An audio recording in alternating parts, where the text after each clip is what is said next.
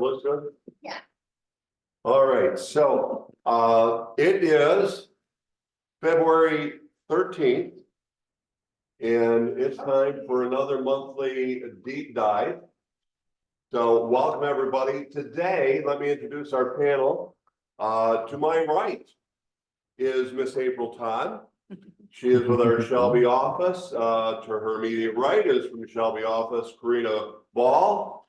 To her right, Mr. Ariel Sanchez. Hello. And out there, we'll see if she's on yet. I didn't check in the gallery, but Dawn Hendricks out of our Lake Orion Oxford office. So Dawn, are you there? I'm here. Hello, everybody. Oh, Dawn's There. been working with a group of people there in Orion, and they've been doing for the last hour a call out that they do on a weekly basis. So that's what she's doing, but she has to join us from a distance. Today, guys, our conversation is all about the sphere of influence and what these guys do. So at first, let's just go around and Dawn, as long as you're there, why don't you start out, just tell everybody who you are, what you do, and that, well, they know why you're an expert at this.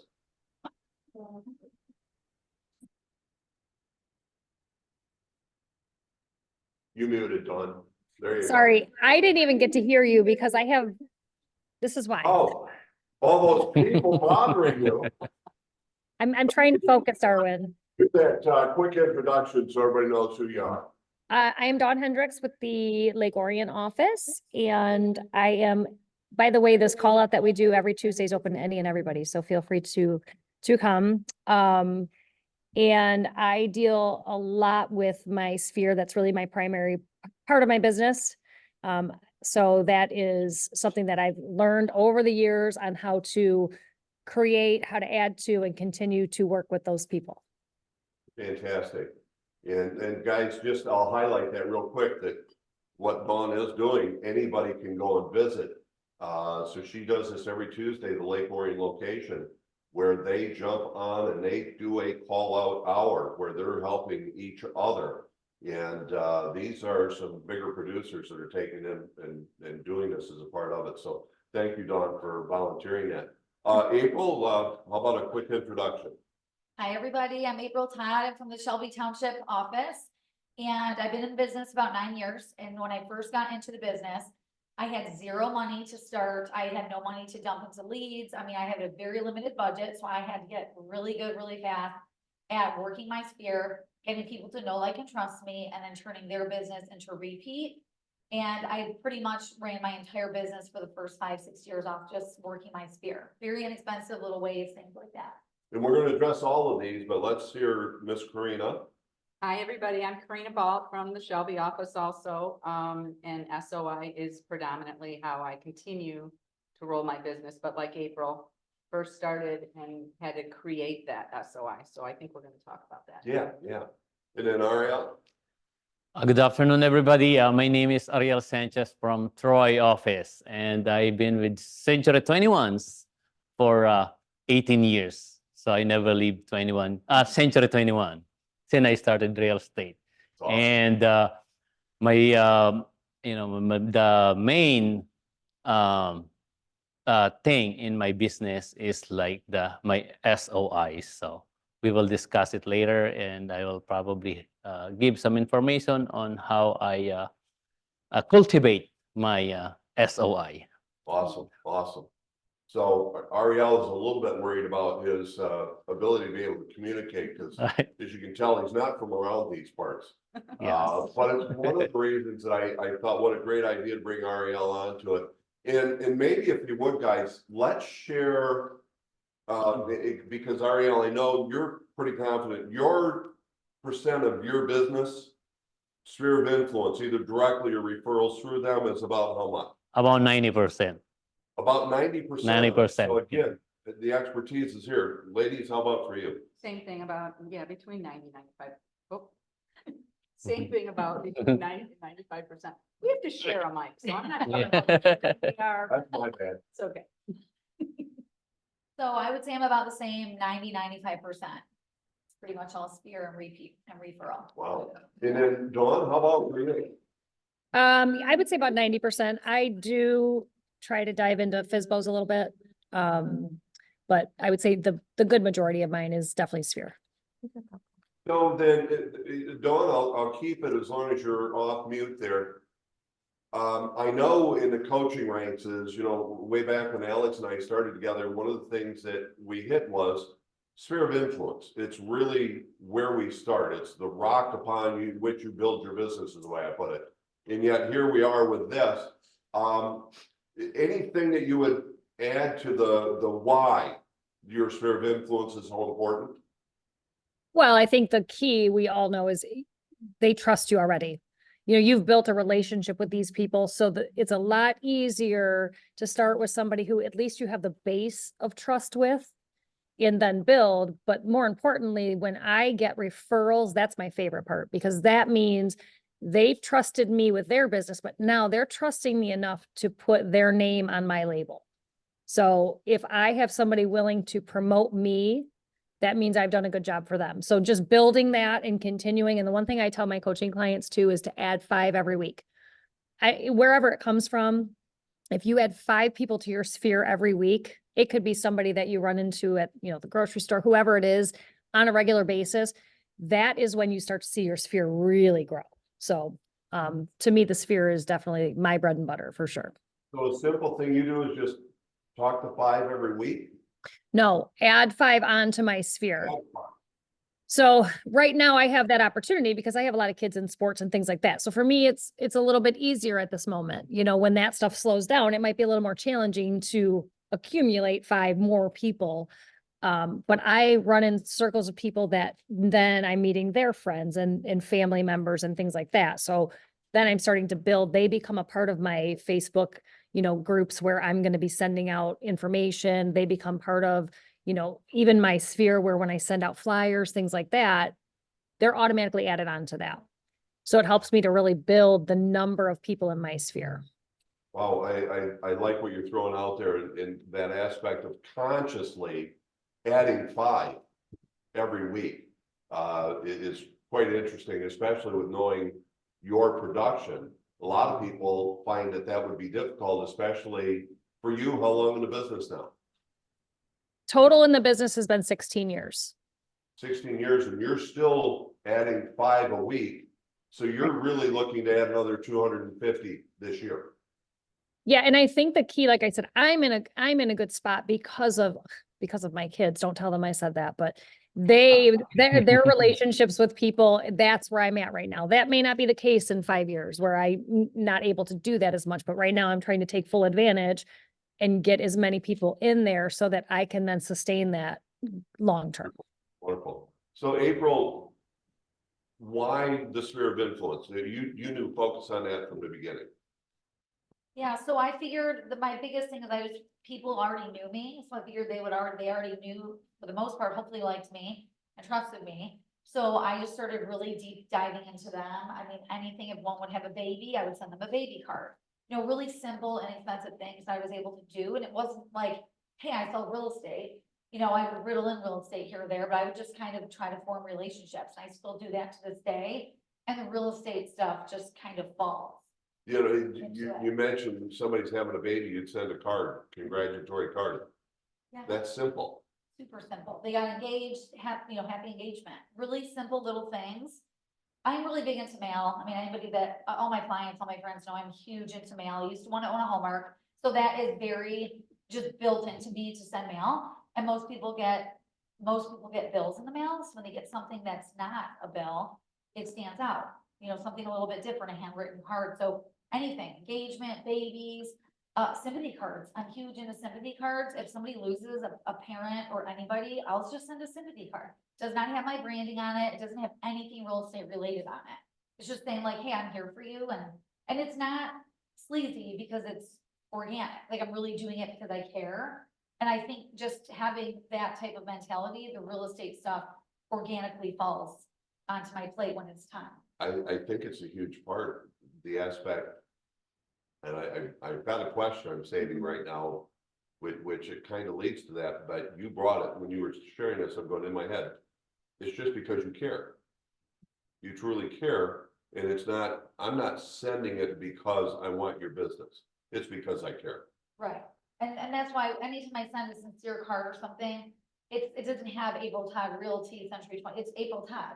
They know who I am, they know, they already know what I do, and if they choose to use me and trust me when it's time or refer me to their family, and it's proven, it really has fallen into it does fall into the plate, because when I started in business, I had no money.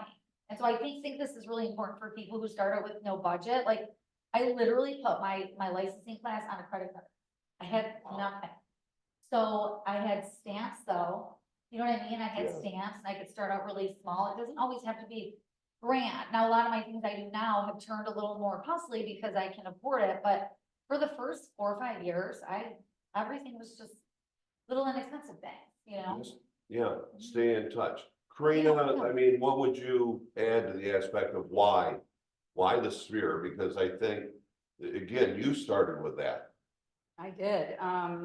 I started out early on too, as April said, learning to thank people, learning to acknowledge them, learning to give them the respect of just, you know, congratulations, or I'm so sorry you lost someone, or I'm huge into acknowledging pets too, because there's two things people spend the most money on is their pets and their kids. Sometimes their pets more than their kids, but it's huge. So when someone gets a new puppy, I sign them up for Chewy, and there's a lot you can do with that. But early on, when I first started, it was all about handwritten cards like April does or did. And still to this day, there are services out there that you can send the cards for and make them and it looks like you wrote it. But I have had feedback where people say, I love the handwritten cards you do. So keeping those people going is what gets them to keep you going. Because they say, oh my gosh, I almost want them to feel guilty that they would use another agent or even think about using another agent, because I sent them a Valentine's Day card and a St. Patrick's Day card. I send something every month to my VIPs, every month. I just finished my taxes and I spent 22% of my income on thanking people, on taking care of my VIPs, on making sure that my breaking bread was successful from November to December. But my November to December, I worked, and my January was phenomenal. So you just hit a number of key things in there. Can you, I want to make sure I heard the number right, because some of you I think are going, what? Did we hear you right in regards to the percentage? Yeah, you did. And the And way. it was how much? Well, I did, so it was between 17 and 20%, but my thank yous are branded, okay? When I send something for somebody's dog, it's not branded. When I send a sympathy card, it's not branded. A happy birthday card, it's not branded. But when I send out Valentine's Day, St. Patrick's Day, those are branded. So I'm able to deduct the branding. So my tax advisor explained to me, when you thank, you brand. People don't have a problem with that. If you get something from somebody and it has your name on it, they don't, Cutco knives was my big expense. You probably Oh, like, yeah. we fell it so well. First set. You're going, for this? I know, but people love them, you know, you get the spreader, it says thanks for spreading the news, we send it to them, you know, for a referral. And again, when I first started out, I couldn't do any of these things, but I could go to the dollar store, buy a pack of thank you cards and, you know, thank you for that. Yes. my second part.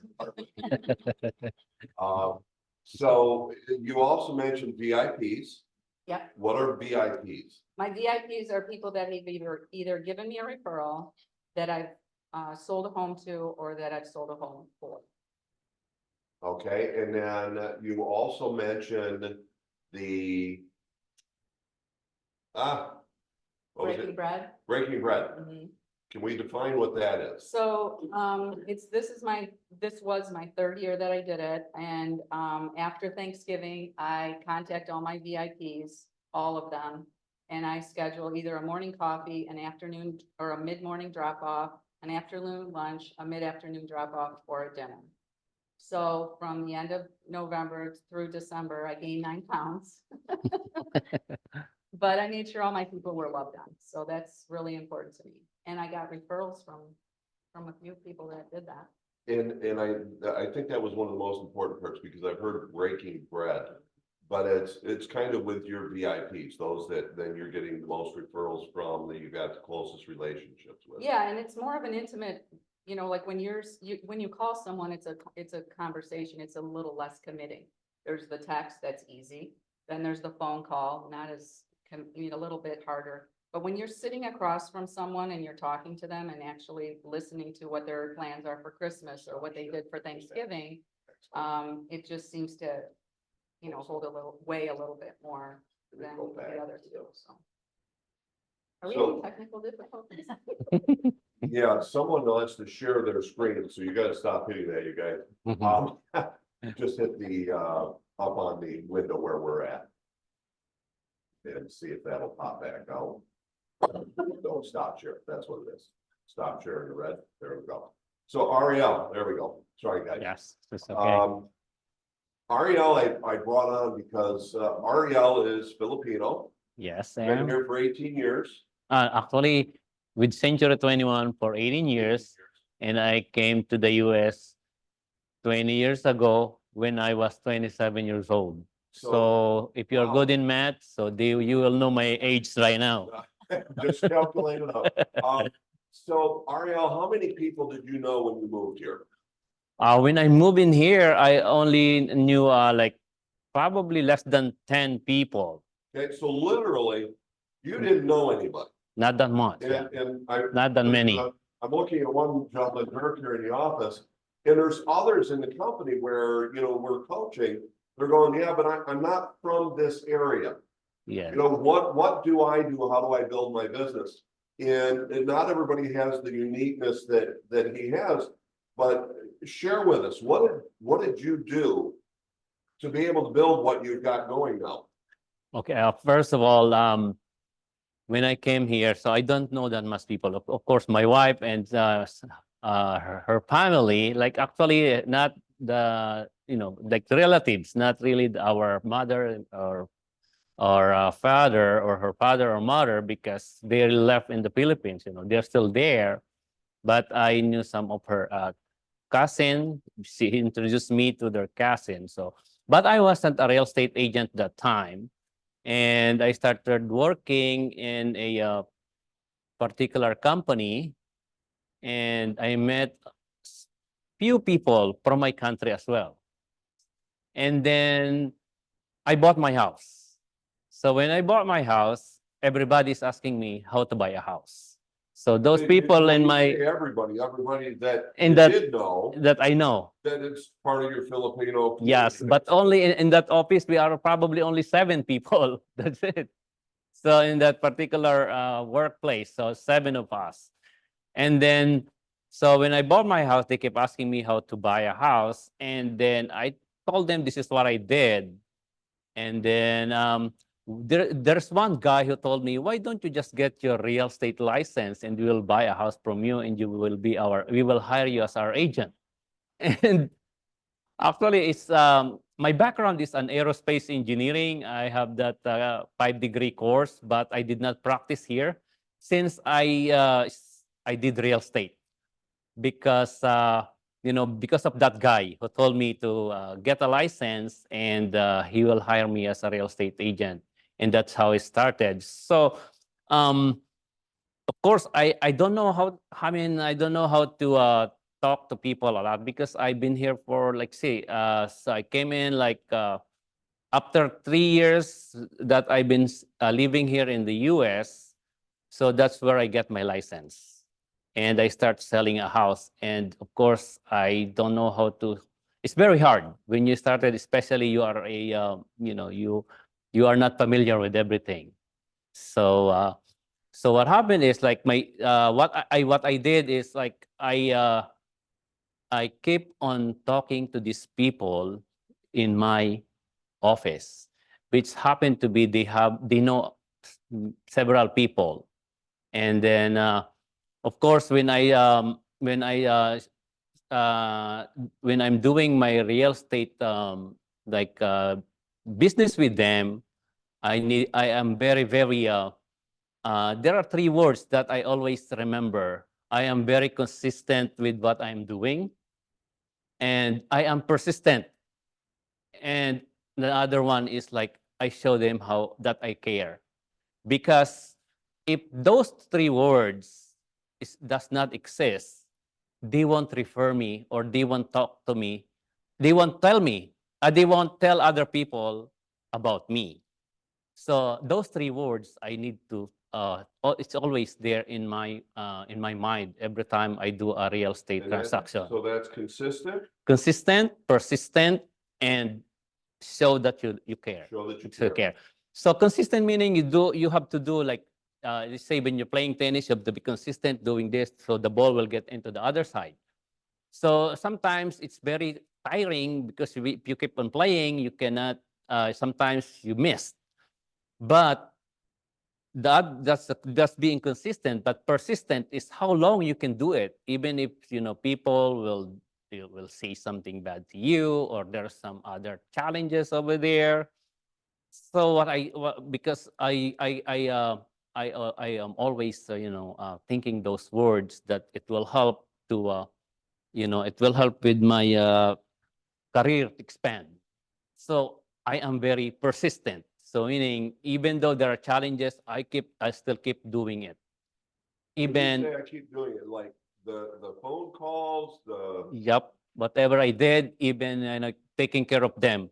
Because sometimes being consistent is, let's say, I'm consistent this time. I'm very good with them. The next day, I have a bad day. Oh, I'm not gonna show that I am good with them anymore, or I'm not. I'm not gonna show that I care because I have a bad day. So I'm not doing it. So I am very very persistent that I need to be consistent. So meaning that being consistent is the base. Persistent is keep doing it for a long time. Don't stop. set the plan in place, That- work the plan, correct? do it consistently and persist. There's no end. Yes, To there's what no you're end. doing. Exactly. Let me, talking with the four of you, it brings up a question. I'm going, and Dawn, it kind of prompted off of you. I'll come to you next, but Ariel, how many people do you have in your sphere of influence? Right now, I have 1,200 in my list, and then I keep on 1,200 plus. Okay. Say they are in my phone.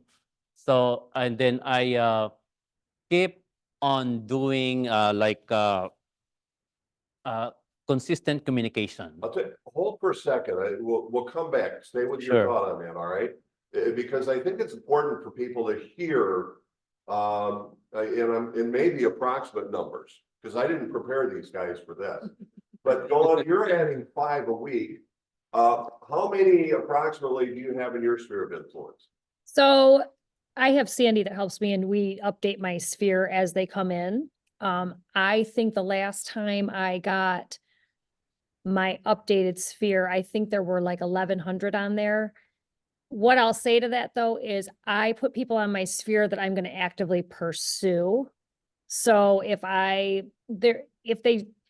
will put everybody on there, but then I have a separate list of my sphere that I will actively be marketing to. Whether I'm sending out my monthly mailer, whether I'm Facebook messaging, I try to, as many of my contacts as I have, I try to also have on Facebook. So I add them to my social media platforms as well. But when I add them in, if they're really not a viable resource, I won't add them into my sphere. So they have to, Makes I have to know that there is a potential for future transactions business-wise. Because I look at my sphere as, yes, it is personal, the people are personal, but the purpose of my sphere is business. So I want to have people in there that I'm marketing for the business purposes. I Right. like that. You kind of hit another question I'm gonna ask, which is to define a sphere of influence, and you just actually hit that. How about for the two of you, how many people within your sphere? So I have much less. I have about 250 in my sphere, and the way, when I add somebody to my sphere, it's not everybody I know. It's if you've used me for a transaction, if you've referred me, if you've entered into my giveaways, if you've ever called me asking me a real estate question, those type of people get in my sphere where I start sending them things and those types of things. And then I know we're talking about social media next month, but I have a lot, my sphere is much larger than that.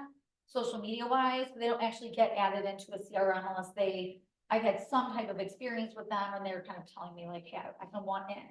You know what I mean? Yeah. But I guess in my actual Let me CRM about circle. then you get in my actual CRM and then you're part of it. But, you know, if you're softly in it, I have a lot of those people, but you don't actually get a ton of stuff from me and, unless you've entered my giveaways, sent me referrals, called me for just a little anything question, then you're in. So that's you why- essentially almost have two groups. So there's one large sphere, and then that smaller group, your inner circle or whatever you might call Yes, it. Okay, yeah, that's how I do it. Mm. how about for you, Karina? Basically the same, as far as that VIP list, there's about 230 in that, maybe a little more. And then the people that continually get marketed to, so I'm the president of my homeowners association, 250, they get something every month, real estate related. And then, contacts that I have that I think will eventually turn into something, haven't yet. There's about another 400 there, and they get active postcards every month from me. I do postcard mailings. I've been doing that for 22 years. So I think that you guys have now basically also defined what the sphere of influence is, and I did that because there's a number of people out there that when they first look at their sphere of influence, they're going, I have 40 people, I have 50 people. I'm not from around here, so what do I do? If you added anything for those individuals, and by the way, there's a lot of experienced individuals who haven't worked their sphere of influence or grown that list. Anything that Dawn, you or any of you would add? What should I, who should I? Maybe the question is how? How do I make that initial contact? So I think for me, the most important thing, sorry, Karina, You're we're fine. delayed, I think. For me, the most important thing, because when I first started, I came with no sphere. I had people, I didn't have it written down. I didn't have a follow-up system. And in fact, didn't think I needed one. I thought, I'll remember these people. I started prioritizing based on the possibility of them either being ready to buy or sell or be a referral system for me. I still keep in contact with, the majority of my sphere, like I said, through social media, but when I'm looking to spend money on my sphere, I'm going to narrow it down to it being income producing on the other end. So that's kind of how I define it. But the biggest thing for me, especially if you haven't set up your sphere yet, is to make sure that you actually get it written down, whether it's in a CRM, I mean, however you do it, but it starts to get overwhelming if you don't have it organized somewhere. So. You had it, yours. Well, a lot of it is the same as what Dawn says. I think we're all consistent in that it's organizing that sphere. You can't just pick up and, I think I'll call them. There's got to be some kind of a system to it. I call 5 people every day that are in my sphere, whether I call them or text them or drop them something. It's always 5 a day, 5 days a week. If I miss a day, I got to make it up. So sometimes it's more, sometimes it's less. The thing to remember, like when I first started in the business, we didn't have, I'm going to sound so old right now. We didn't have social media. We didn't even have a laptop computer. Like Right. we had computers that sat in a computer room and all of that. So writing notes, going to the post office, getting the stamps, all of that. Now it harkens back into, this is what people want again. You guys, we suffered through this ridiculous catastrophe called COVID and nobody was communicating with each other. And now that's what people really want. They get their bills online. They get junk mail, but when they see that pink envelope or that blue envelope and it has their name handwritten on it and there's a real stamp, they open it. So, and like April said, they know what April does for a living. They know what I do. How do they know? Through social media, because we're branded on social media. Something about real estate comes up on social media. So you get your masses that way, but taking care of the people that take care of you is critical because we wake up every morning unemployed. Yeah, that's a great way to see it. And I think that hearing the sides of your group for the two of you, a approximately how much for this year in sales for you, April? I think it was 10-5. 10.5, and for you about, 90. so we're doing that with 250 people primary, yours was 400. Guys, it doesn't take much to get a huge return in regards to your sphere of influence, if we'll simply develop. And so here's a question. I'm gonna call somebody, because we have to do that, right? And I know this is another concern. What do I say to somebody who I haven't talked to in 4 or 5 years? I mean, I know them, Mhm. or somebody that I know, but I'm now selling real estate. What do I say to them the very first time? Any, and Dawn, if that's you, or anybody got something you would throw out for that? Ariel? Yeah, for me, let's say, I met that people 5 years ago. What I'm gonna say is like the most important thing that let's say we discussed together. Let's say we met at the uh, party, and then because Filipino we love to sing. We love to sing a song Yeah. in a karaoke or something. Or I'll talk to him and say, hey, do you remember the song that we sang together before? And that song is very nice. And now I am calling you because I just want to introduce myself again as not a singer. I'm not a singer, that in the party that who sang a song, but as a real estate agent. So people probably you might probably is planning to buy a house because our business is not just in Michigan. We can refer people everywhere. As a matter of fact, I made money just referring people to a different state. So through relocation. So No. you took a situation where you met somebody Yes. a day or a week or a month ago and said, hey, this is Ariel. We met at the party. We sang this song together Yes. with karaoke. And it was just, I wanted to let you know I had a lot of fun. And then you simply shift to So- tell them I'm in Yes. real estate. Yes. Not just saying, hey, I'm calling you because I'm a real estate agent. He will probably be, oh, it's not a good impression because people are thinking that you are going to sell them a house, or you're gonna sell their house, or you will ask for a lot of referrals or something. So but if you started from that memorable event where you met, then it's gonna be interested for them. It doesn't matter if it is interested for us. It's gonna be what interests them, what is interested for them. So- It's funny because all we've got to do is keep it simple. It's not about us. How about us? And I hope that's what you're catching from everybody, the panelists that we got today. It's not really about the business. The business is something that we get because we simply care about them. Yes. And so for some of you, it might be a switch. It might be a gear that you have to shift. Something within your mind that you've got to change, that this is not about you. This is about taking care of people. Yes. And who else should they call other than you? And of course, what about continuing conversations? What do we do with, okay, we got the first one. What do I say to my VIP every month when I do talk to them? Is there a track that you follow? How does that conversation basically go? Well, the VIP conversations are usually about what's happening that month, or I look on their social media and see what's going on. Like, what was their latest post, or what's going on in their life? And that, for me, it's relatively easy because I do it all the time. What do you, like, in January it was, did you guys need anything from the sale that we just had? How are you guys getting your tax returns ready? How nervous are you to write that big check, or, those kinds of things?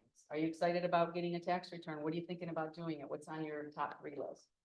Just questions like, it's really just being yourself, because when they know you, like you, trust you, like April said, it's because you're being authentically you. It's not like, hello, how are you? Something like that. It's, Yes. hey, how are you? What's going on? What's new? Happy New Year. How was, what did you guys do for New Year? Things like that. But what about the ones where they know they're calling because of, I'm looking for business, if you will? But I don't do that. I don't call because I'm looking for business. I call because I genuinely want to, that's why that VIP list, a lot of those people are my friends. So you develop a relationship with these people, you care about them and you just, it just organically happens. There's a consistent message that's coming through here. Would you add to that at all, April? So I'm the odd man out here. I'm the oddball. I do not make phone calls. I What? never have. Yeah, I do not make phone calls. I hate the phone. And I just, nothing, I mean, I know it works, but I am one of those people, if it's not who I am and organic to me, it will show. So if somebody calls me, I'm immediate. I don't even like talking to my husband on the phone. And I've literally been married for 20 years. And when he calls me, I'm kind of irritated. Sorry, Adam, if you're listening to me, which I know you're not, but I don't want to talk to my own husband. I talk to my mom for a few minutes, like, I'm not a phone call person. So I don't do it to other people because I don't want it to me. So it's just not natural for me to do it. I text. I'm just now getting into video messaging people, like, I communicate heavily, just the phone's not I would never call anybody and just. A tell back them and forth randomly. conversation is not, through the phone is not what you do. No, I would never do it. It's not, it's just like I would never door knock. That's just not me. I would never do it. I feel like you would be able to see right through me. They're not comfortable and I don't like it. So I found other ways to communicate with people. You know what I mean? And I think too, you also have to know your sphere. My sphere is primarily like that. Most of my sphere doesn't want to talk. Some of them, if they do want to talk, I'll do it. But I mean, I don't even like when I get sometimes full disclosure, when I get a call and a voicemail and I have to call somebody back, I get anxiety. I don't want to call them back. I do, obviously, I'm in sales. I hate it. Like, I literally have to talk myself, okay, make this phone call, just do it. So So, I'm, I don't, so just so anybody out there, I mean, there's other, you don't everybody have out there, to, don't but call don't her. listen. Don't call her. Don't call her, Call her. text her. Yeah. That's Just, what I, it's funny, I'm a I wouldn't big- remember yeah, I will answer the phone. I do always answer the phone. I don't really like the phone. So I text, I'll do videos, I'll do all the things. I've never once made a cold call or door knock. And So- it's gonna be interesting because it will give me the opportunity, April's gonna be with us next month for our Tuesday deep dive. Again, they're always the second Tuesday of the month. We're also gonna have Paul Walford, who's joining us, and Paul's done $20 million a year. And says, I have never picked up the phone to make a cold call, never has done it. And so Paul and April currently are our two panelists for next month when we're assessing the aspect of social media and digital video marketing. So make sure you put a month, second Tuesday into the calendar for that. Dawn, what would you add? Because I still remember one conversation you and I had about staying in touch with your sphere of influence and how you would do that with as busy as you are with the sales that you do, with as busy as you are with your children. And I know you also make sure that you get your own personal time. How do you stay in touch and get 5 people? So for me, it's kind of odd. I have a routine that I follow in the office for when we do call outs, things like that. But if there's anything that triggers a thought or memory of one of my clients, if I'm driving down the road, I've showed that house to them, whatever it is, I call them immediately. Because I know myself, as soon as I get back to the office, I completely forgot. Like, I won't remember to make that call and say, hey, so when it's happening, I will call them physically and say, I just drove by that building and it made me think of you. How are you? I keep it very casual. Sometimes I don't even bring up real estate because there's really no need. It's just the fact that they're still in my mind that keeps me in their mind.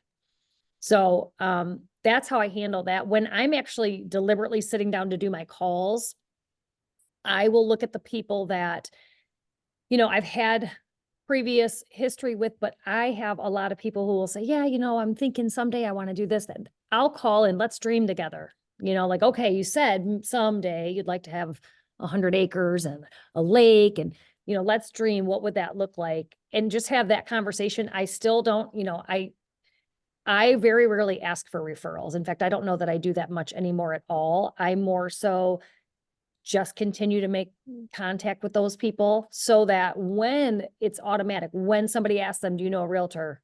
I'm there. I'm the one that pops into their mind. So I like to stay in front of them in that way, but I keep it very casual. Like they said, I keep it very, not pushy, not aggressive. Now my FSBOs, I handle completely different, night and day difference. So, I do have two different hats I wear depending on what type of client I'm dealing with. That's wonderful. And so I think a good note, for those who this might be new in talking to anybody within your sphere, there's an acronym. Dry throat. You may have heard before, FORD, F-O-R-D, or F-O-R-E.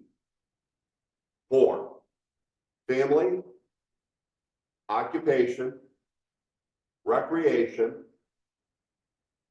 dreams.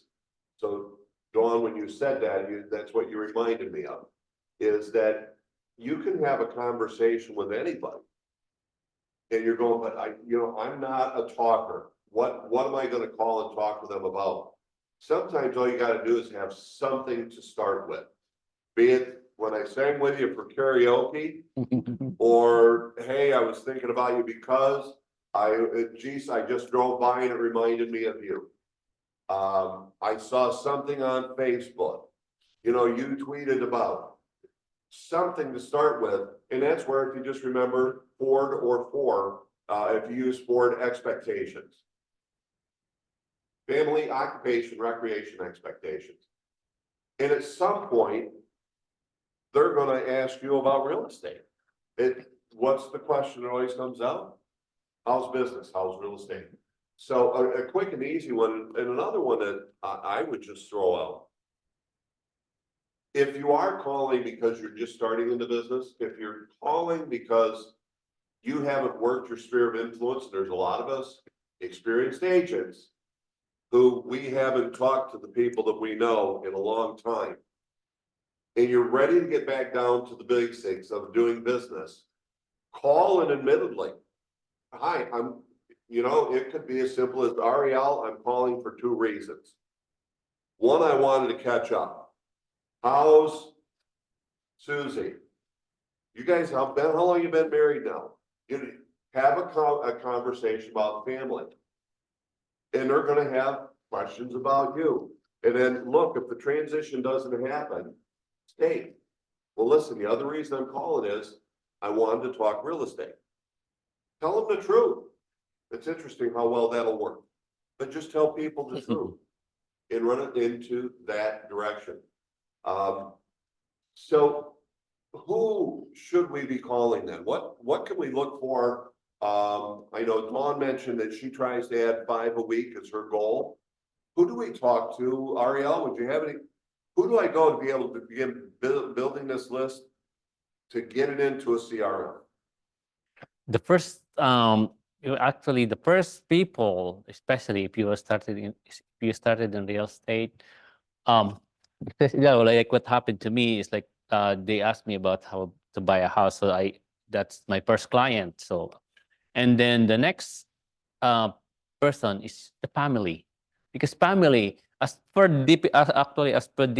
definition of sphere of influence, it's like the people who know you and trust you. So basically our family.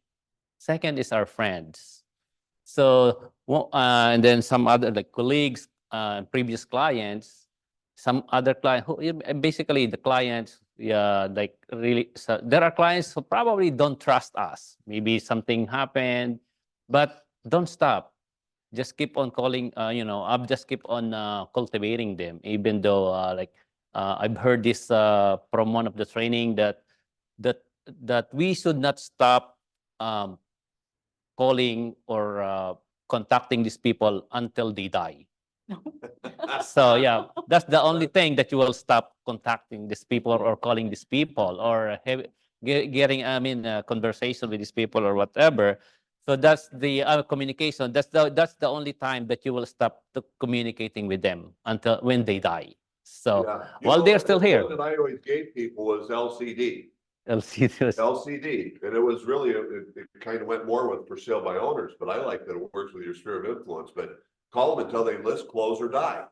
Okay, Right. all right. So I think I've heard that from you. So that's from one of the training. Remember, I remember that. So, and it's always in my mind. So that's, so those are the people that we have called. And then, always remember that these people will not, actually will not, stop helping you once you help them before too. And once you show them good deed or good, when you do your good work, or you are very, like what I said, consistent, persistent, and you care for them. If you ask for something, let's say you ask help from them, can you help me?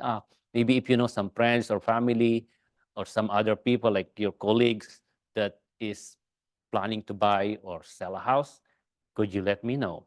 Of course, since you show them good deed and you did a good job for them the first time, you have a business with them, then they will help you actually. So this kind of brings another one, because a great way to add to our sphere of influence is by getting new business. Is there a program that you follow, say, from the very beginning? I mean, from the point of the listing through the closing, after the closing, do any of you have a program that you follow to build and add to that sphere of influence? I think we need the same one though. Do we? Oh, the Realty Juggler? Yeah, we both use Realty Juggler, that's the CRM. But one way I try to add to my sphere too is I do a client appreciation event at a winery every other year, and it's big. It's kind of like a small wedding, and I invite all my clients, well, a lot of my clients are single, so I say, you all get a +1. So now all of a sudden I have my client, but now they're bringing their new girlfriend. Oh, okay, well, now they're dating, so maybe, they'll be engaged soon, and that person who just met me is having wine and walking through the vineyard. They might sell their home and then move in together. I mean, so everybody gets a +1. So I meet a ton of new people like that. And again, the appreciation event is truly an appreciation event. I don't really have a lot of branding on any of my things. I just come have wine, eat with me, talk with me, and I fucking love that. Like, it's one of my favorite things that I do. And then I also, it's really fun for people because if they refer me, now they're invited, and now their friends they referred me are invited. So all of a sudden, like, I noticed this year, this is my 3rd year doing it. I noticed this year, there was like little tables of people who, it was like, it was the mom and dad who started with me, and then all of a sudden now their kids are at the table, and now their kids are at the table. So I started noticing it's fun for them. They want their friends to be invited. So when it comes time for somebody to meet an agent, I 100% know for the most part, they're, hey, come April, she takes care of her people. She, she does this, and this, and so I don't make a lot of phone calls, but I do a ton of high communication with these You're people. good like this. I need face to face. You should have seen me during COVID Zoom calls. I was a total weirdo. I'm like, I just hate it. I just like, give me your eyeballs and get in front of me, and then we can be best friends. But- Toes to toes, toes to toes. Yeah, that's just me. So I do appreciation events, and then I do a fun giveaway online every year, or no, every other year. I call it April's Favorite Things. And that's all online, so I get a lot of new people that way, because anybody can, you have to make a comment to enter the giveaway. And so I've really received a ton of business from that. So, 2 questions. How many people do you get to your appreciation event? I had, Karina was there, so I invite anybody who's, and that's why it's truly appreciation, like, she mentored me. So her and her husband came, like, anybody who's just loves on me or helps me, or it doesn't have to all be business producing, it's truly just thank you. So Steve was there, I had people there, and I think I had 109 people that came, 110, yeah, we went through 96 bottles of wine. It was shocking, but I mean, just people didn't want to leave. We were having so much fun. Had a photographer there. I really take care of these people. I don't ask for anything in return, but already just from that event in August, I've already had 2 large sales for that event. So it more than, it's very, and I didn't do this in the beginning, it is a very costly event for me, but it's already made up for it. Is it a tax deductible event for you? Yes, yeah, I thought so. yeah. And Oh. I love April's favorite things, like what's the giveaway? They're big, like basically like I'll do whatever my favorite things are, random, like Instapot. I love Instapot. I give with Instapot. They're usually bigger items because I really want people to want them and then I kind of write it all up anyway, but geez, I've done Bose speakers. I did an iPad. You know, this is my big stuff, but I worked my way up to this. I did not do this in the beginning, but I don't pay for leads and I don't advertise. So this is my budget. This is my bread and butter where I put all my advertising. It's into just giving back. And even my giveaways, they more than pay for themselves because that's a way to add to my sphere because people will share it and have their friends comment. Well, then all of a sudden their friends commenting, they know, okay, well, she's used April. So I try to heavily interact with those new people. Oh, I see new names. Okay, who are these people? Oh, you're friends with this? Every time I'm commenting on something. So, you know, that's how I add to my sphere, just in different ways like that. I like it. So, Anybody So- add any more to that? Actually, it's good to have a program that you use for, for SOI, so you can keep track of how many people you have and what they are up to. But for me, there's another thing that I'm using. So it's not a program, but it's just I just created this for myself. It is like let's say I have 1,200, let's say, people that is like in my SOI, people that I know, people that trust me, and I trust them too. We trust each other. So what I'm doing is like every week, I call, let's say, people from that letter A to, let's say, letter A to D. That is the people that I'm going to call or send a mail or what different type of, like maybe text messages or different type of communication. I'm gonna call them that week. And then the next week, let's say, F to another. So I will just divide those two, all my contacts into 4. So meaning every month I have to communicate with them. So the first one, like A to, let's say A to B, A to F, they will receive a phone call for this week or any type of communication. Then the next one they will receive for that month. So basically, my sphere of influence, I'll get in touch with them in any ways every month. So it doesn't need that means that I need to call that people for the whole month. Just I have to divide them. Let's say based on letter. Let's say the name, their names. So and then So just a plan where it's just for me to be able to hit everyone. And, You divide it simply by the last name or the first letter Yeah. of their last name and then you call, you send, you will do an email, you'll do something yeah, just to stay in touch. yes, just stay in chat and ask for help too. And by the way, I need your help. Yeah, we need enough over. Yeah, Exactly. I love it. So that's how it is. I'm seeing it's probably time for us to do a good wrap up. And so Dawn, we'll go final thoughts, you guys, just with, whatever you have, work in the sphere of influence. We've got quite a mix, within our audience. What would be the one thing that we haven't discussed that you want to share? I think, I mean, we have discussed it. Unfortunately, I don't have any, magic, but I will say that I do stay very consistent with my sphere. The message I put out to the public, along with, even privately when I'm in social media, things like that, is I always try to be myself, but I also keep a level of professionalism, whether it be what I'm posting, what I'm saying.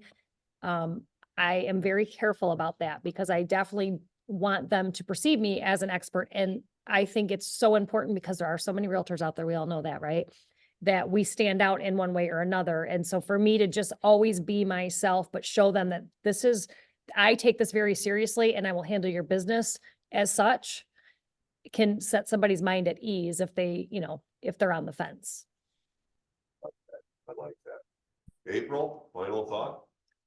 Oh, okay, so I think my final thought would be if you're new to working your sphere and you're a little uncomfortable, I would just suggest that if you have any idea, any little inkling that's like, oh, I think that would be cool, do it. You have to be uncomfortable to grow your business a little bit, so just do it. I mean, there are some of my best most lucrative things that I've done that I almost didn't do them because I truly thought they were stupid. I was like, this is so dumb. I'm sending this, but it just, so if you just don't feel comfortable about something, get a little uncomfortable, it will help you grow, and just any idea that you have, you might think it's stupid, but it usually is one of the best ones you probably ever had. You just have the confidence to go out there and just do it. So that's my final thought on that. I like that. For me, I think the advice would be to do the one thing you know you'll stick to. So for me, when I started postcards, it was the uncomfortable because it was expensive. But 20-some years later, it's the biggest return on investment for me. My postcards go out every month, and it's just, what should you do with baking soda? I mean, they're silly. They're, goofy, but I get at least 4 to 6 calls a month from those postcards. Wow. So, if you are gonna stick to something and you know you're gonna consistently do it, whether it be making calls, whether it be sending text messages, whether it be doing events or giveaway, whatever it is, stick to it and do it like no one else can do. And it will pay you back. It really will. Awesome thought. Yeah. Ariel, final thought? Okay, let us always put in our mind that we are doing this business in order for us to achieve our personal and professional goal, and also to expand our reach and impact. So it is very uncomfortable sometimes, especially when we are just starting in the business. There are people that probably don't like us, or and then it will be there all the time. But just be consistent, and also be kind. Because if there are people out there who's not kind, the world is just a action and reaction. Law. There's a law there's a law like action reaction thing. So let's say there are people out there who probably don't like us. Just keep on, in contact with them still. This is the thing that it's always in my mind. So just kill them with your kindness. Oh, yeah. Kill Kill them with your kindness. Yeah. Kill them with your kindness. And then they will be kind to you. So it's a reaction, action, and reaction. Yeah, Yep. I'll wrap up the thought too. Recently, they passed a law, and I don't know if you've heard about this, but the police will be, if you're pulled over, they're actually now going to begin asking for your real estate license. Well, not everybody has a driver's license. And obviously, that's a joke. Some people went, what? The reason I throw that, guys, everybody knows a real estate agent. And when I Yes. say that, everybody knows real estate agents. If we're not in touch, if we're not talking, if we're not communicating, if we're not doing what the 4 of you have been doing, somebody else is. Yes. And you're going to lose out on that opportunity. So you need to be the person that they think of when they think of real estate. So with that, I'm going to remind you that, again, second Tuesday next month, this lady is going to be with us along with Paul Wolfert. And we're going to be talking about how do you find business when you don't want to go actively talk to them? Right up to you. That's That's what, so, and guys, that's most of us, because you do one of 2 things. Every day, we're unemployed. Every day, we should be doing things to help us get job interviews, put us in front of people who could say yes and sign a contract. And there's only 2 ways, guys. I'm breaking this to the simplest part for you to have success in real estate. You either go talk to people, or you do the thing that will get them to come and talk to you. You're unemployed, you either go find it by talking to them, or you do the thing to get them to come to you. So next month, we're gonna be talking about using social media, digital marketing, video marketing, to be able to get people to call and talk to you. So that's going to be second Tuesday. I wish I would have looked at the date real quick. You guys got it. It's on the HRC Learning Event Channel. So would you all, from your place, give a little silent applause to these participants?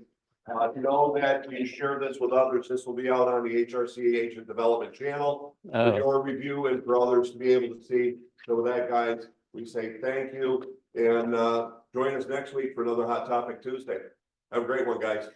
thank you. Great class, great class. Thank you, guys. Thank you. Thank you. See y'all. Thank you. All right. Valerie, are you? So thank you.